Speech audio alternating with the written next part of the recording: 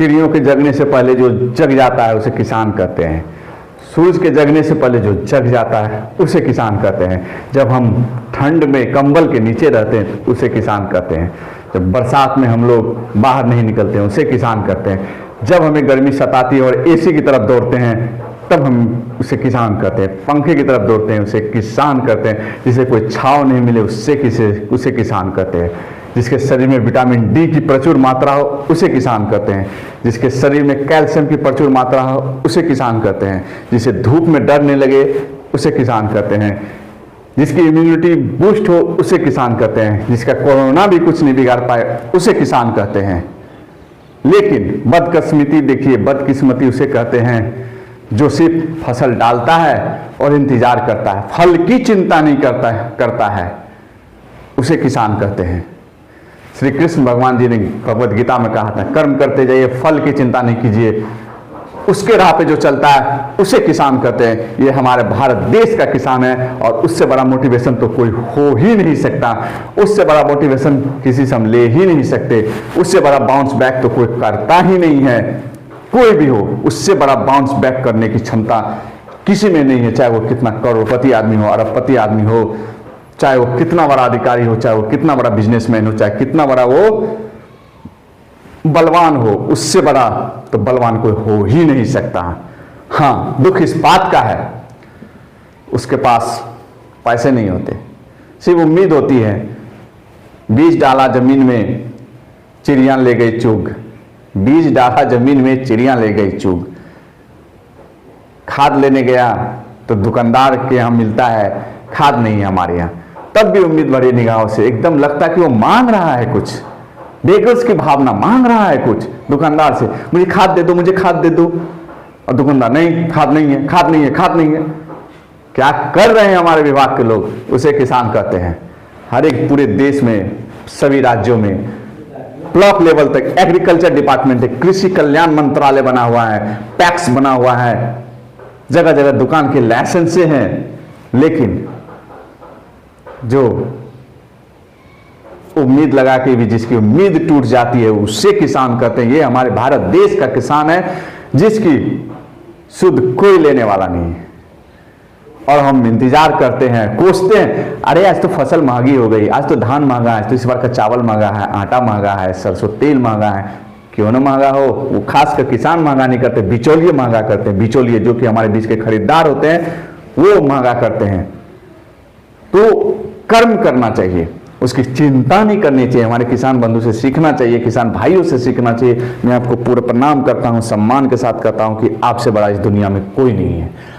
आपसे बड़ा इस दुनिया में कोई नहीं है। आप हमारे अन्नदाता हैं, आप हमारे अन्नदाता हैं और आप ही के द्वारा हमें ऊर्जा मिलती है, शक्ति मिलती है और आपसे हम लोग सीखते हैं। कर्म करता है, फसल लगाता है और फसल पानी में बह जाता है। जब बाढ़ सार्वजनिक तौर पे आती है, सब जगह आती है, तो लोग बाढ़ बाढ़ बाढ़ कहते हैं, लेकिन जब बाढ़ जाती है तो साथ में साथ फसल लेके भी जाती है। हो सकता है किसी का खेत ऊंचा हो, लेकिन जो नीचे स्तर का खेत, जिसके पास जमीन है, उसका बहुत छोटा जो किसान है, उसकी जो उम्मीदें हैं वो बह जाती है। ये किसी को सूद नहीं है, कोई डिपार्टमेंट को सूद नहीं है, कोई देखने वाला नहीं है, पंचायत लेवल तक कोई देखने वाला नहीं है। लेकिन जब सार्वजनिक बाढ़ आएगा तो उस समय लगेगा, हाँ बाढ़ आया, बाढ़ आया, बाढ़। अरे भाई, जिसके घर में बाढ़ आया क्या वही बाढ़ है? नहीं ना। तब भी किसान उम्मीद नहीं छोड़ता है, किसी के पास कंप्लेन करने नहीं जाता है। और हम लोग, आज प्रोजेक्ट पूरा नहीं हुआ, मैं क्या करूं, मुझे बहुत ज़्यादा काम दे दिया जाता है कंपनी के द्वारा। कंप्लेन पे कंप्लेन, कंप्लेन पे कंप्लेन, कंप्लेन पे कंप्लेन, हम लोग सिर्फ कंप्लेन ही करते हैं। आज मेरे होमवर्क पूरे नहीं हुए, मेरी तबीयत खराब था, मुझे नहीं जाग पाया, मुझे समझ में नहीं आया। कंप्लेन कंप्लेन, स्टूडेंट भी कंप्लेन करते, सब हम लोग कंप्लेन करते, लेकिन किसान ही है तो किसी के पास कंप्लेन नहीं करता, उफ तक नहीं करता। लेकिन फिर उम्मीद करता है इस बार धान नहीं हुआ तो गेहूं होगा, गेहूं नहीं हुआ तो मकई हुआ, मकई कटा, फिर बारिश आ गई, मकई का दाना का व्हाइट कलर हो गया, रेट कम मिला, गेहूं लगा, पाला नहीं पड़ा। तो प्रकृति भी किसान को ही सताती है। मेरे अनुसार प्रकृति भी किसान को सताती है, लेकिन तब भी वो डटा हुआ है, तटस्थ है, नेचर के साथ फाइट कर रहा है और हम लोग को अन्न दे रहा है। उससे बढ़ के शक्तिशाली कोई नहीं है, उससे बढ़ के बलवान कोई नहीं है, उससे बढ़ के धनवान भी कोई नहीं है, क्योंकि उसके पास कर्म है, कर्म करता है, कर्म फल की चिंता नहीं करता, और वो देता है, लेता कुछ नहीं है, देता है, लेता कुछ नहीं है। उसकी मेहनत को कोई देखता नहीं है, मेहनत को कोई नहीं देखता है, उसके पीछे के बैकग्राउंड के मेहनत को कोई नहीं देखता। दिन रात लगा हुआ रहता है, सुबह सबसे पहले उठ के जाता है, शाम को सबके बाद आता है खेत पर से देख के कहीं कोई नील गाय तो नहीं आ गई, कहीं कोई पक्षी तो हमारी फसल को नहीं ले गई, चून तो नहीं ली, कोई गाय तो नहीं घुस गई, कोई जानवर तो नहीं फसल को नष्ट कर दिया, कोई बैल तो नहीं आ गया, कोई नील गाय पर टाइप की कोई भी जानवर तो नहीं फसल को नष्ट कर दिया। ये देखता, कहीं कोई फसल चोरी तो नहीं कर रहा है, ये देखता, सबसे बाद में आता है, लेकिन उफ तक नहीं करता। और हम लोग कंप्लेन पे कंप्लेन कर, ओह भाई बा हाथ तक दर्द कर रहा है, अब मैं क्या करूं, अब मैं क्या कैसे जाऊं, आज ड्यूटी नहीं जाऊंगा, आज छुट्टी लेता हूं, आज CL लेता हूं, ये लेता हूं, मेडिकल लेता हूं, मैं नहीं जाऊंगा ड्यूटी, क्यों जाऊं ड्यूटी करने। ये कंप्लेन, किसान की हालत बद से बदतर है। शायद मोटिवेशन से मैं भटक के सोशल इशू पे आ गया, लेकिन इससे तो हमें कर्म सीखना पड़ेगा।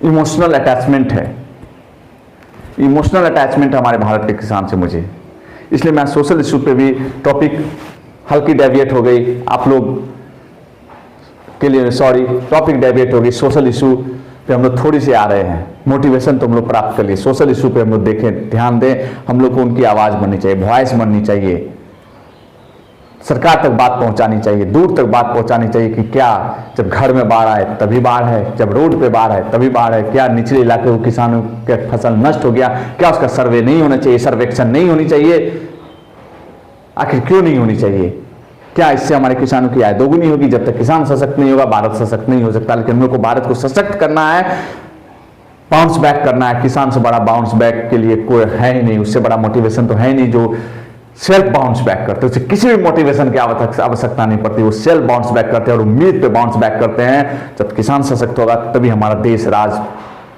पंचायत, जिला, राष्ट्र सशक्त होगा। हमें किसानों को सशक्त करना पड़ेगा, किसानों तक सभी योजनाएं सरकार तो बहुत अच्छा कार्य कर रही है, योजनाएं पे योजना बना रही है किसानों के लिए भी, मजदूरों के लिए भी, लेकिन वो योजनाएं धरातल पे नहीं पहुंच रही है।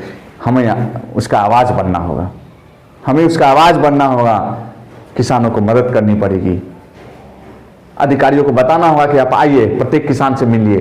क्या सभी किसानों की खेतों की जो सर्वे होता है वो हो पाया, क्या सभी किसानों की मिट्टी की जांच हो पाई, सॉइल लैब टेस्टिंग हो पाया। ICR को तो सभी जगह जिला में एक लैब बना दिया गया, क्या वो ICR वाले सभी किसानों के, सभी रैयतों के पहुंच रहे हैं खेत पे? नहीं पहुंच रहे ना, कौन बताएगा इसे, कौन आवाज जन जन तक पहुंचाएगा। इस वीडियो को पूरा शेयर कीजिएगा आप लोग, और हर एक के पास पहुंचनी चाहिए वीडियो, जिससे कि सरकार, अधिकारी और जो भी बिचौलियां हैं वो सतर्क हो जाए, सजग हो जाए।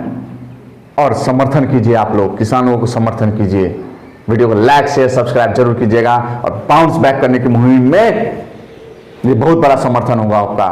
किसान सशक्त होगा, देश सशक्त होगा। जय हिंद, जय किसान।